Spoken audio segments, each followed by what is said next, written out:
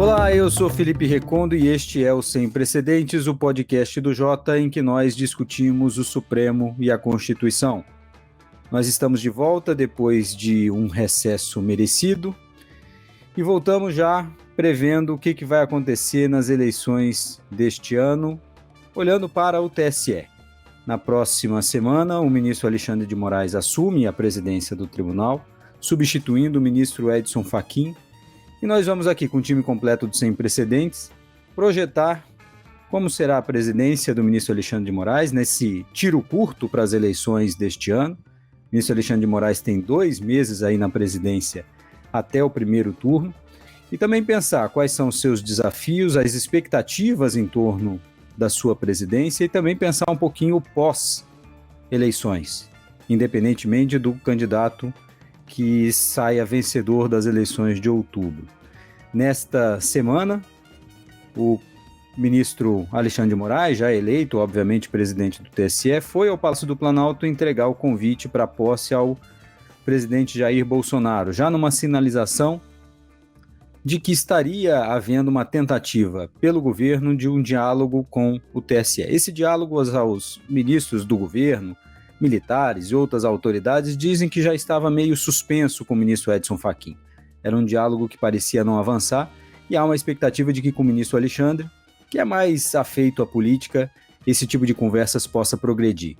E aí vários ministros do governo, Fábio Faria, Paulo Guedes, mandaram recados ao Supremo de que o presidente gostaria de ir à posse de Alexandre de Moraes para dar uma sinalização de respeito à justiça eleitoral, mas gostaria de ser convidado pessoalmente. E aí lá foi o ministro Alexandre de Moraes com seu vice, o ministro Ricardo Lewandowski, e o secretário-geral, próximo secretário-geral do TSE, José Levi do Amaral, que foi secretário executivo de Alexandre de Moraes no Ministério da Justiça durante o governo Temer e também foi advogado-geral da União do governo Bolsonaro. E aí dizem esses ministros que acompanharam esse encontro entre Bolsonaro e Alexandre de Moraes, que a conversa foi ótima, o presidente que sempre fica falando sobre a rivalidade entre Palmeiras, time de Bolsonaro, e Corinthians, time de Alexandre de Moraes, dessa vez deu uma camisa do Corinthians para o presidente do TSE, Alexandre de Moraes, o que sinalizaria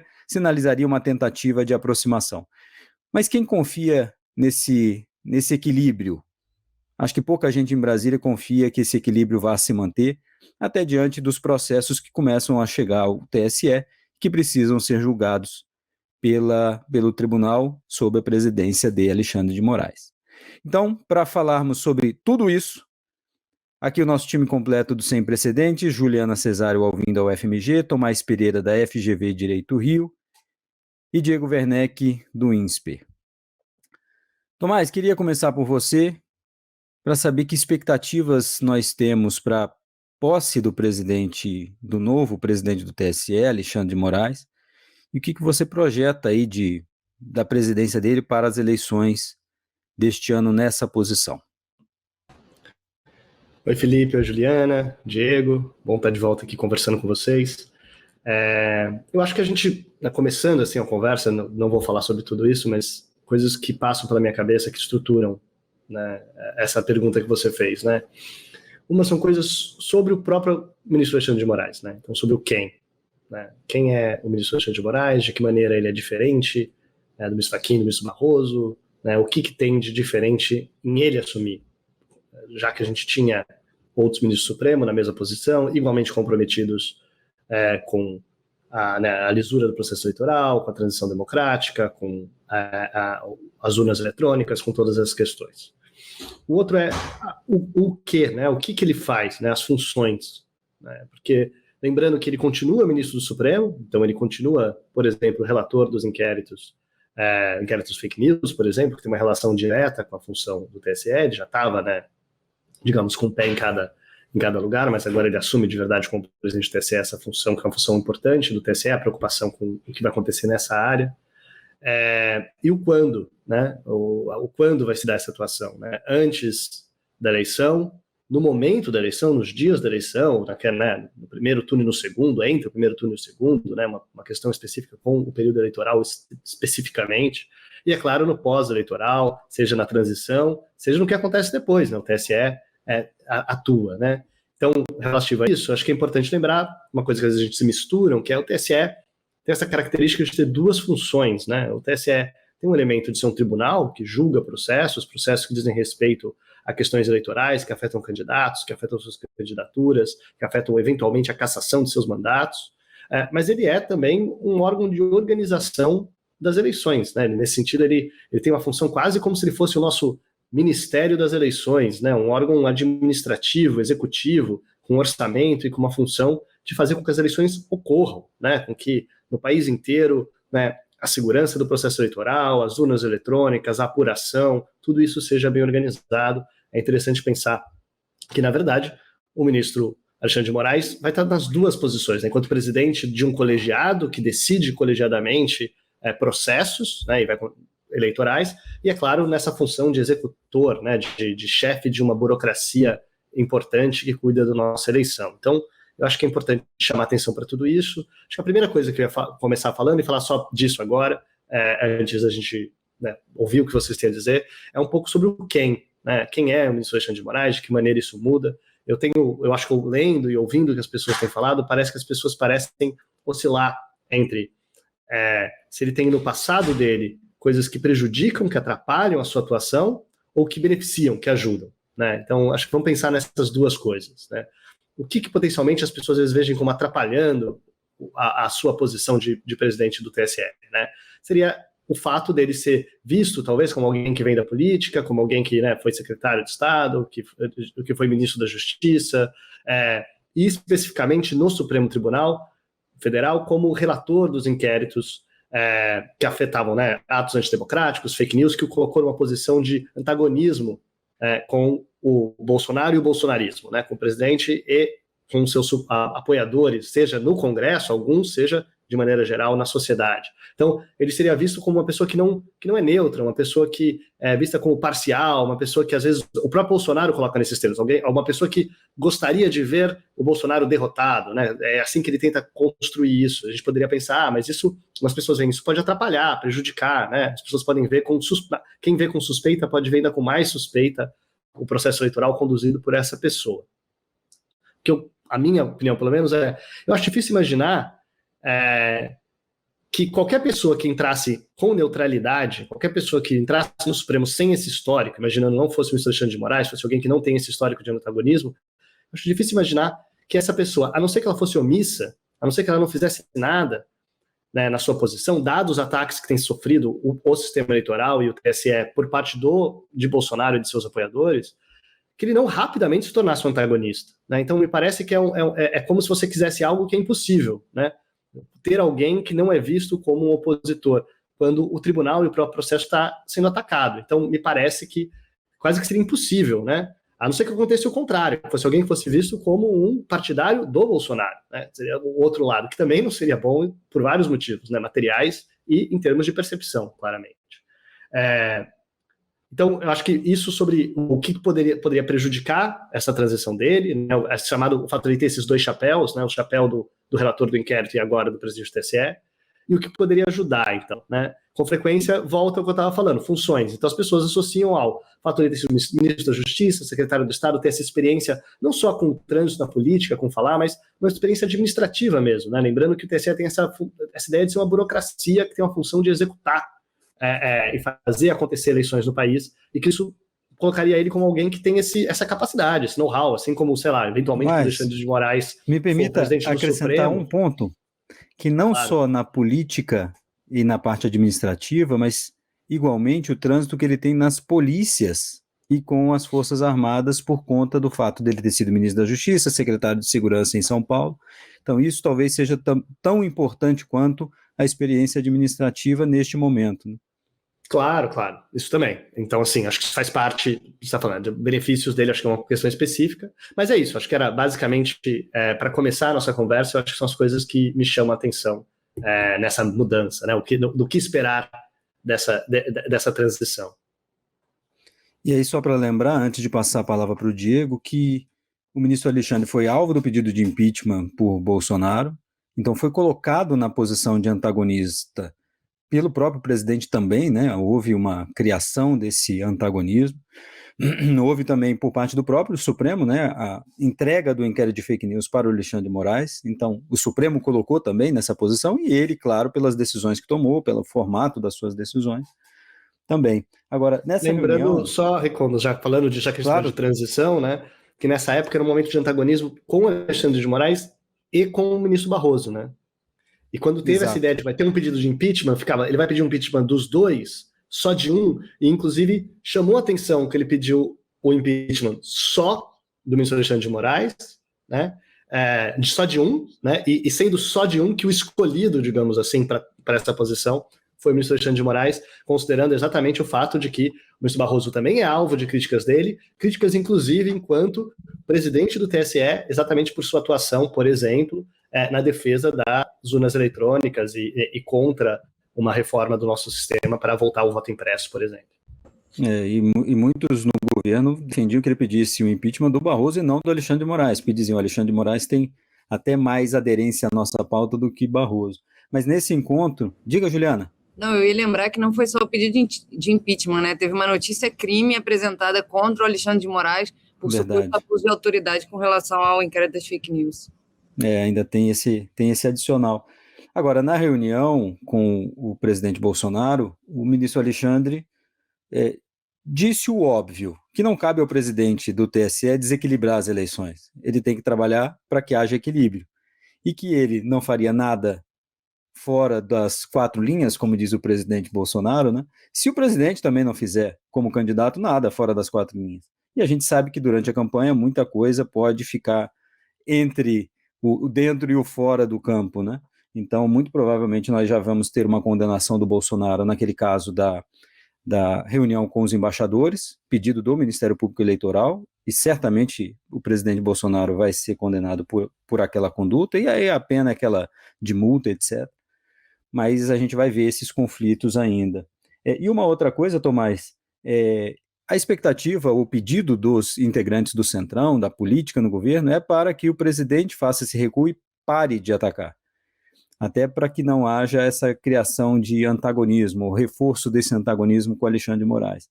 Então, você perguntou o que o Alexandre de Moraes poderia fazer, e você mesmo disse que ele tem uma posição limitada, mas o presidente pode parar de querer antagonizar e focar, talvez, os seus esforços na política, porque se as pesquisas vão mostrando que ele está se aproximando do Lula, significa que tem um espaço para ele resolver os seus problemas na política. Diego, queria chamar você. O que esperar de Alexandre de Moraes na presidência do TSE? Felipe, só reforçar rapidamente, você falou agora essa expressão que acho que vai ser difícil voltar a ouvir, a expressão 4 linhas, sem ter pensamentos ruins, né, da maneira como ela vem sendo usada, mas é interessante agora você ver esse exemplo do campo, né, como se para o presidente Bolsonaro essa fosse uma metáfora puramente espacial, né? Enquanto você está dentro do campo das 4 linhas, você pode enfiar o dedo no olho, né? Dar soco, dar tiro nos outros, né? Está dentro das 4 linhas, então é como se ele estivesse dizendo, eu estou dentro do jogo da democracia, mas faço o que, né? As coisas mais claramente irregulares contra o sistema e aí tudo bem, né? E é óbvio que nesse contexto, eu acho que o Tomás colocou muita precisão, como esperar que qualquer juiz, né, razoável nessa posição não tivesse no papel de conter essas coisas, mas enfim. Eu acho que tem uma coisa aí sobre, pegando a organização que o Tomás fez, né, o agora, o dia da eleição e o depois, acho que no dia da eleição, um desafio para o ministro Alexandre de Moraes vai ser a quantidade, né, de pequenos, médios e grandes problemas que podem surgir espontaneamente num país que já está, né, em ponto de ebulição, e não tão espontaneamente, planejadamente em muitos lugares, e planejadamente pode, às vezes, não ter uma coordenação central, mas é possível, né, que pessoas atiçadas pelas falas do presidente Bolsonaro decidam cometer atos de violência, né, discussões normais degenerem em atos de violência, né, é muito fácil você imaginar como é que se pode fabricar episódios envolvendo as urnas, e aí uma coisa é pensar, né, acho que o ministro Alexandre de Moraes e a Justiça Eleitoral tem que estar pensando no passo a passo de como manter a integridade, às vezes física, mesmo dos seus funcionários, servidores, né, colaboradores, mesários e juízes, né? Acho que isso vai ser um desafio novo, acho, para a gente, novo em alguma medida, né? Eu acho que o Brasil nunca deixou de ser um país sem algum grau de violência política no horizonte, né? A gente pensa no tamanho do Brasil e certamente tem lugares em que a situação não está ainda confortável, mas essa vai ser a primeira eleição que isso é um tema nacional, né? Em que você pode esperar isso acontecer em qualquer lugar, de forma ordenada, inclusive. Então, eu colocaria esse desafio, né? Tem um desafio aí de imaginação, logística, de como pode acontecer esse problema no dia. E acho que dali em diante tem uma coisa que surge do dia da eleição, que é a janela do presidente Bolsonaro, né? Vamos supor que ele não seja reeleito.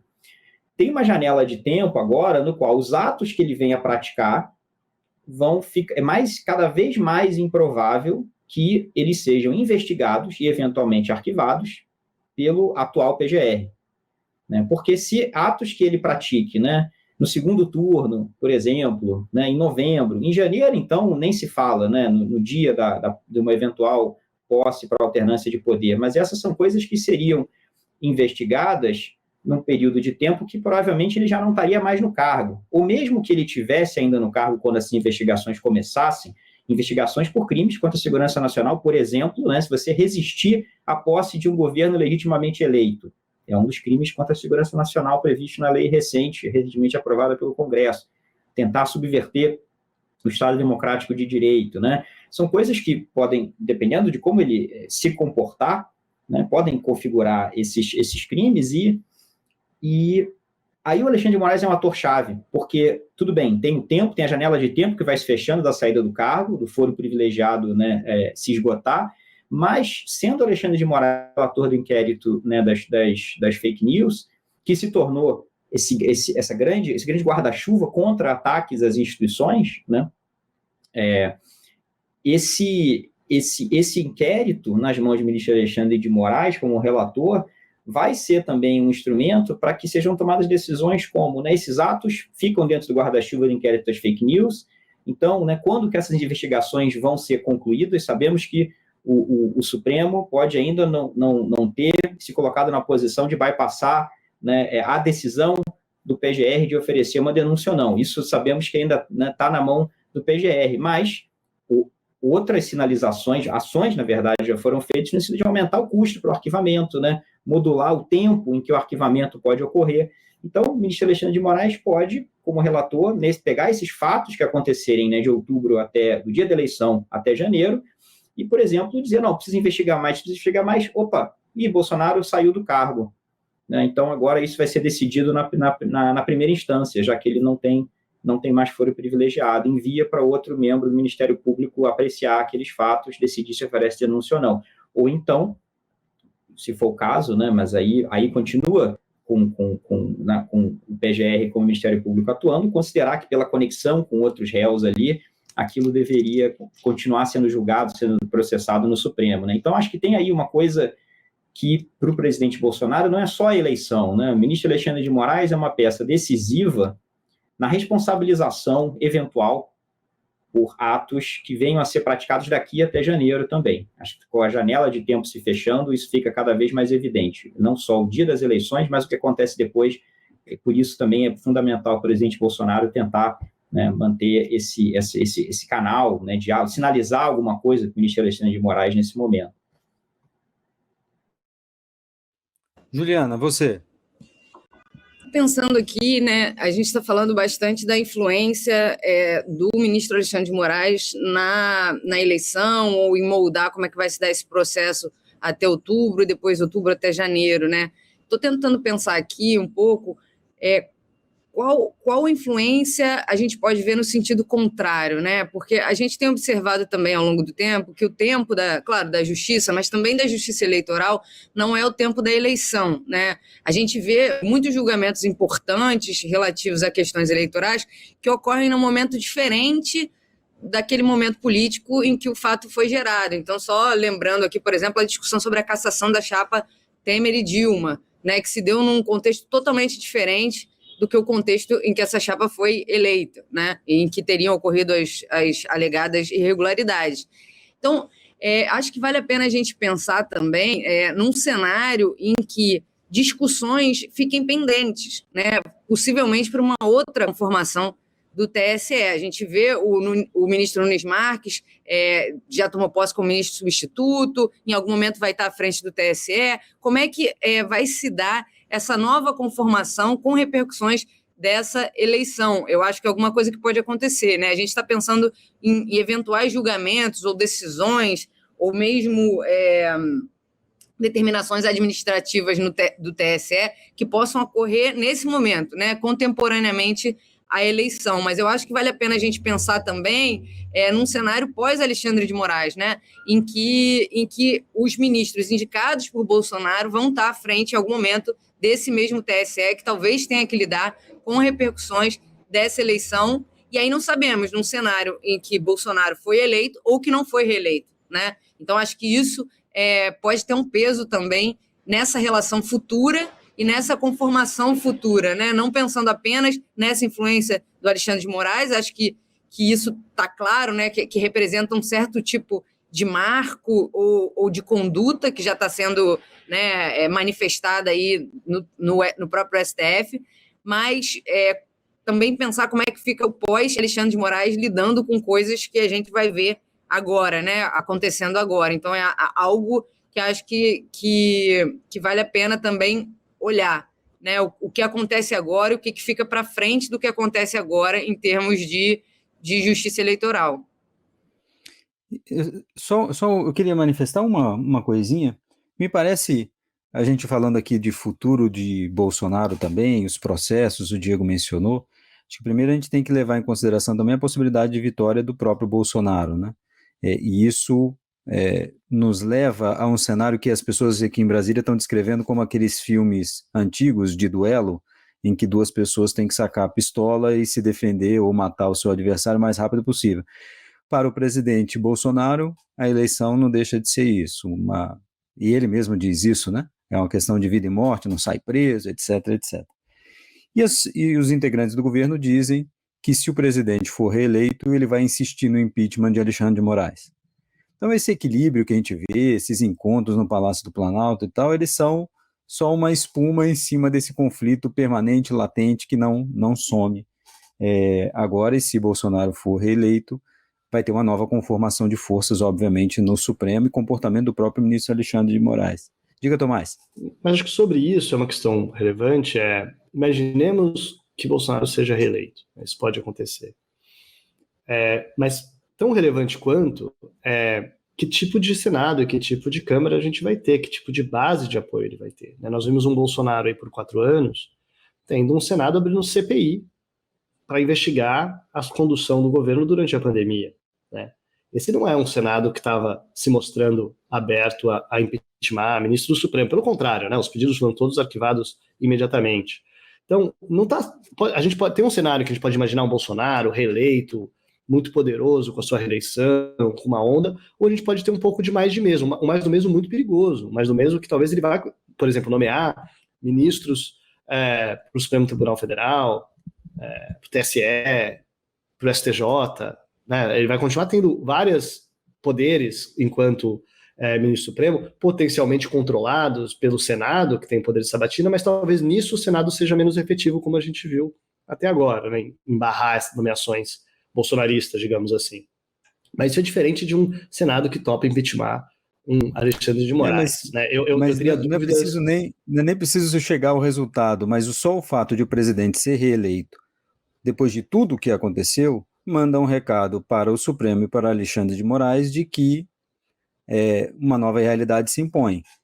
Isso sim, isso eu não tenho dúvida. Isso o que se espera, por exemplo, é um arquivamento de inquérito de fake news lá na frente, com envio das conclusões, etc.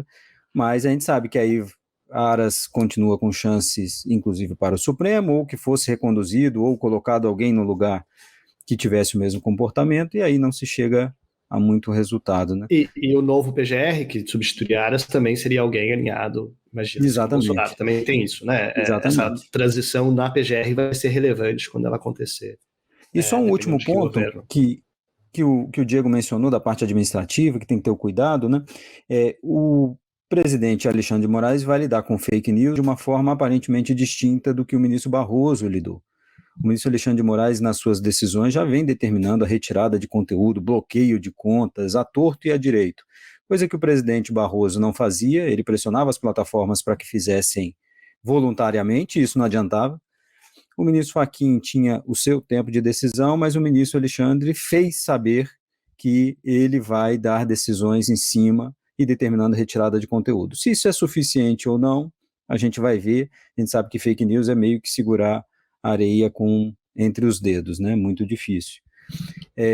Diga novamente, Tomás. Não, é só rapidamente que eu acho que também em relação a isso, é importante o quem, né, da fake news, né? Quem é a pessoa espalhando, e tanto que tipo de fake news? É uma fake news, né, contra outros candidatos, ou é uma fake news contra o próprio Supremo, contra o ministro Supremo, Acho que ou tem contra uma o próprio processo preocupação, eleitoral, Tomás. né? Contra o próprio Tem uma processo eleitoral. preocupação, exatamente, e algo que o Diego também mencionou. Você imagina a quantidade de pessoas que vão promover aquele tipo de fake news de dizer, fui para a urna, digitar o número do presidente Bolsonaro e aparecia o presidente Lula. Dependendo da quantidade de pessoas que aparecerem fazendo isso vai alimentar o discurso de auditoria das urnas, que o advogado do Bolsonaro, em entrevista aqui para o Jota, já disse que vai pedir, dizendo, se houver denúncias de fraude, nós vamos pedir auditoria. O que parecia inimaginável, e que foi um precedente do Aécio Neves, o presidente Bolsonaro, por seu advogado, já disse que vai fazer. Então, imagina esse tipo de fake news aparecendo numa quantidade grande, né? Então, provavelmente, a gente teria esse pedido. E mais, uma auditoria dessas, a do Aécio Neves, demorou 1 ano. Se ele pede essa auditoria logo depois do primeiro turno, e aí? Claro, mas a gente não vai ver um Bush versus Gore versão STF aqui, né? Se a gente vai se deparar com uma situação em que esses pedidos eventuais de recontagens e auditorias tenham que ser interrompidos em prol da estabilização da decisão eleitoral, né? Claro que a gente está adiantando um cenário aqui bem caótico, mas acho que pode se colocar alguma coisa nesse sentido, né? Eu acho que eu acho que a questão de como o TSE vai atuar em relação a isso vai ser diferente do que era no eventual governo Dilma, né? Em termos do que estava acontecendo no país e tudo mais, mas acho que o principal, só o que chama a atenção quanto a fake news era a parte do quem, né? Então a gente vai ver pessoas espalhando e claro que a gente imagina que vai ter algumas lideranças, algumas personalidades, né, dessas redes sociais, esse tipo de atuação. A gente vai ter, eventualmente, políticos, candidatos fazendo isso, e a gente vai ter o próprio presidente, eventualmente, fazendo isso. E eu acho que é importante a gente pensar nos limites e no tipo de atuação que é possível em relação a cada um. Em relação a essas pessoas espalhando, não sei o quê, acho que a gente vai ver o que a gente vem visto do Alexandre de Moraes nos inquéritos de fake news e de atos antidemocráticos, né? Mandando derrubar perfil, eventualmente, lembrando que ele mandou suspender o Telegram em todo o território nacional, ele já fez isso, então ele poderia fazer algo do tipo, e eventualmente mandando prender algumas pessoas especificamente, teve ordens de prisão em relação a manifestantes.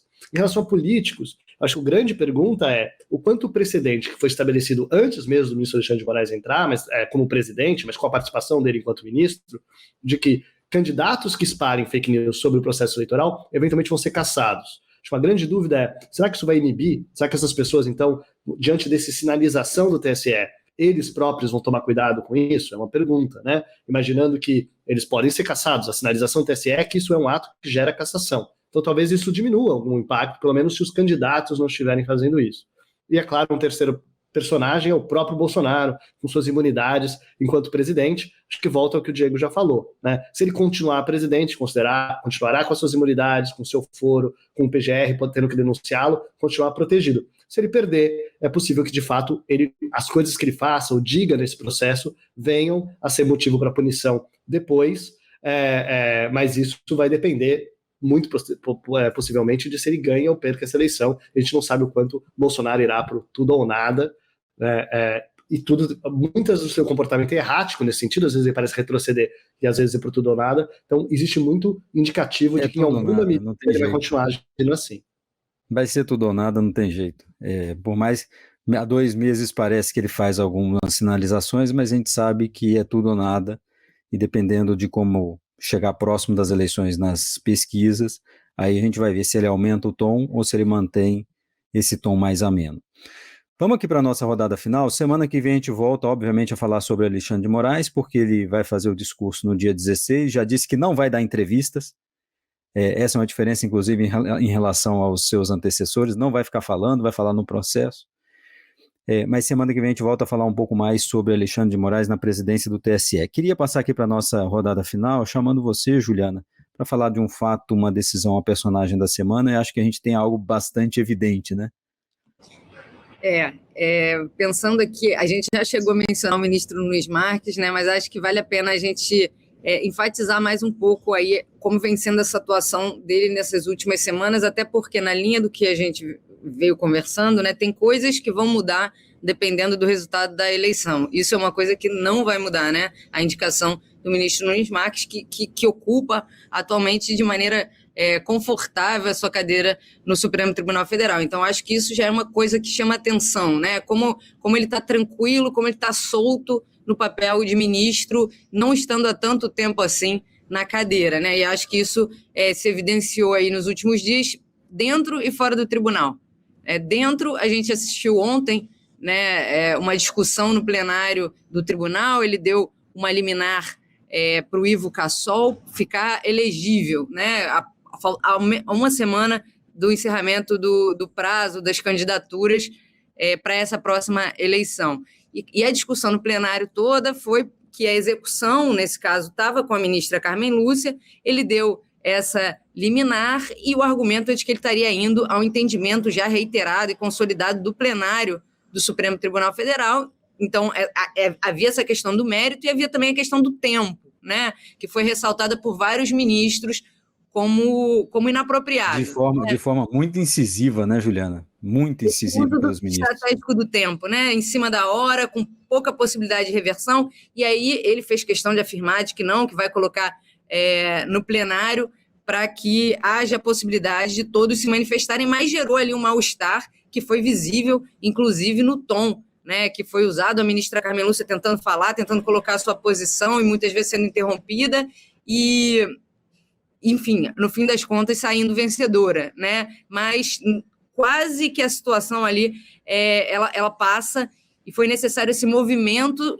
numa sessão em que não estava planejado o julgamento dessa questão para que essa manobra ou esse movimento do ministro Nunes Marques fosse interrompido. Então, ali ficou muito claro de como algo que a gente já vem falando bastante, que é como o ministro Nunes Marques está disposto a usar todos os recursos que ele tem, que não foram inventados por ele, mas que existem no tribunal, para fazer valer a sua visão. Então, a gente já teve liminares, a gente teve, né, comentamos há um tempo atrás, uma reversão de uma decisão do TSE, no caso Francisquini também, Exatamente. pelo ministro Nunes Marques, a gente teve o caso das igrejas, a gente teve inúmeros pedidos de destaque sendo feitos, interrupções no plenário virtual, enfim, está usando e abusando de todos os mecanismos que existem para um ministro individualmente fazer valer a sua perspectiva dentro do Supremo sem muito constrangimento.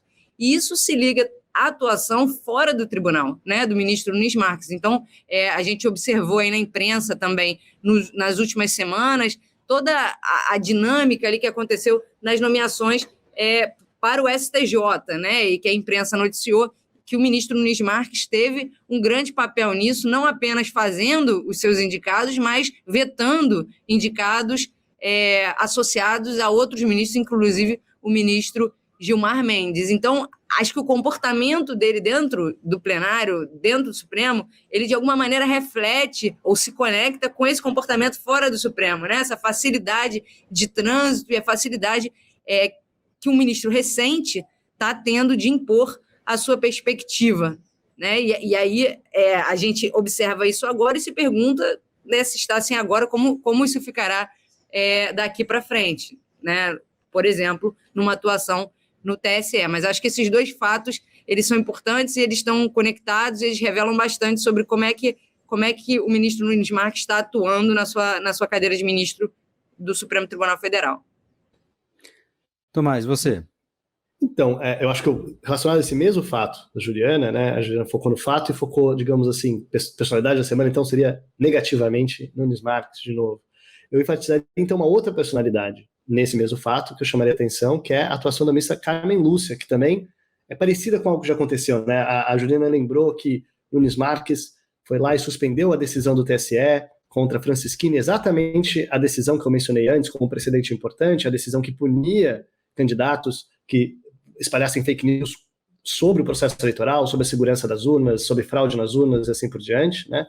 Foi exatamente essa decisão que ele suspendeu, né? Uma decisão importantíssima para essa transição, para o processo, então não é uma decisão qualquer, e imediatamente a ministra Carmen Lúcia resolveu pautar ali uma ação contra a decisão dele, que normalmente não caberia, claramente conseguindo imediatamente apoio de outros ministros do Supremo, né, na mesma linha dela, e daí isso acabou não sendo necessário, porque rapidamente o próprio Nunes Marques colocou o processo na turma, num processo meio para evitar que isso acontecesse, e na turma ele foi derrotado, como ele foi derrotado na turma, a decisão dele foi revertida na turma, essa ação no pleno também perdeu o objeto, digamos assim, mas antes de perder o objeto, tinha já lá a manifestação da própria ministra Carmen Lúcia e de outros ministros do Supremo. Acho que o ministro Alexandre de Moraes e o ministro Fachin, se eu não me engano, teriam se manifestado em apoio.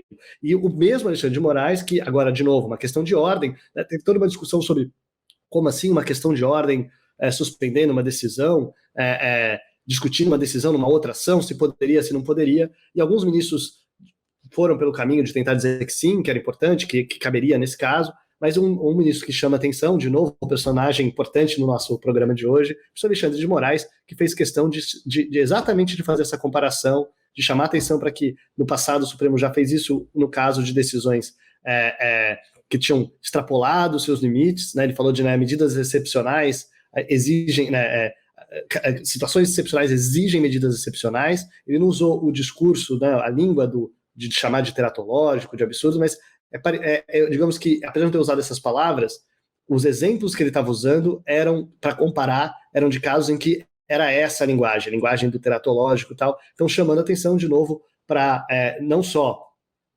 porque o ministro Nunes Marques fez, e o quanto, como a Juliana enfatizou, isso nos antecipa como ele continuará atuando, eventualmente, em outras posições, mas essa capacidade da ministra Carmen Lúcia de liderar, né, de tomar posições firmes, de tentar evitar, pelo menos no que toca a ela, no que concerne a processos que dizem respeito a ela, de tentar impedir que isso aconteça, conseguindo orquestrar, né, organizar um apoio do ministro do Supremo Tribunal de maneira geral e um apoio enfático, mais uma vez, do ministro Alexandre de Moraes, que, como já chamamos a atenção, assume agora o TSE. E não só do ministro Alexandre, mas o ministro Barroso estava afiado nessa sessão, porque daquele jeito dele, que nós conhecemos e acompanhamos, mas deu alguns recados muito duros também para o ministro Nunes Marques. É muito antagonismo criado pelo ministro Nunes Marques em tão pouco tempo. Eu não lembro quem foi que falou num dos nossos sem precedentes que o ministro Marco Aurélio demorou bastante para construir o que construiu. O ministro Nunes Marques construir muito mais rápido. Diego, para finalizar. Para finalizar, vou lembrar a leitura da Carta pela Democracia na Faculdade de Direito da Universidade de São Paulo ontem, na quinta-feira, 11 de agosto, um movimento suprapartidário que atingiu 1 milhão de assinaturas no dia de ontem também, e que acho que mostra que quando o presidente em exercício, né, ataca as próprias regras do jogo, e algo tão básico quanto o fato de que o perdedor vai respeitar, quem quer que seja esse perdedor vai respeitar o resultado, as pessoas felizmente perceberam que isso está além da sua preferência por um ou outro candidato específico. Não todas as pessoas, mas muitas pessoas, né? Foi uma carta com ampla representatividade de vários setores de sociedade civil e entidades profissionais do Brasil. Então, destaco esse evento de ontem, com milhares de pessoas no centro de São Paulo. Maravilha, gente. A gente volta na semana que vem e agora nós vamos non-stop até o final do ano. Quem sabe a gente não emende, dependendo do resultado das eleições, porque muita coisa pode mudar, inclusive no Supremo, dependendo do resultado de outubro. Juliana, muito obrigado. Tomás, Diego, semana que vem a gente está de volta. Obrigado e até lá. Obrigado. Até mais. O Jota desenvolveu uma plataforma inteligente para quem trabalha com política. Agora ficou mais fácil antecipar cenários, ficar por dentro dos bastidores políticos e utilizar as nossas ferramentas inteligentes de análise de dados para ter mais previsibilidade institucional nos 3 poderes. Tenha acesso aos nossos alertas e apostas da semana, análises políticas exclusivas e reuniões com os nossos especialistas, relatórios especiais, ferramentas de inteligência artificial e eventos exclusivos com as figuras mais importantes da política nacional. JPRO Poder, a plataforma número 1 de relações governamentais no Brasil.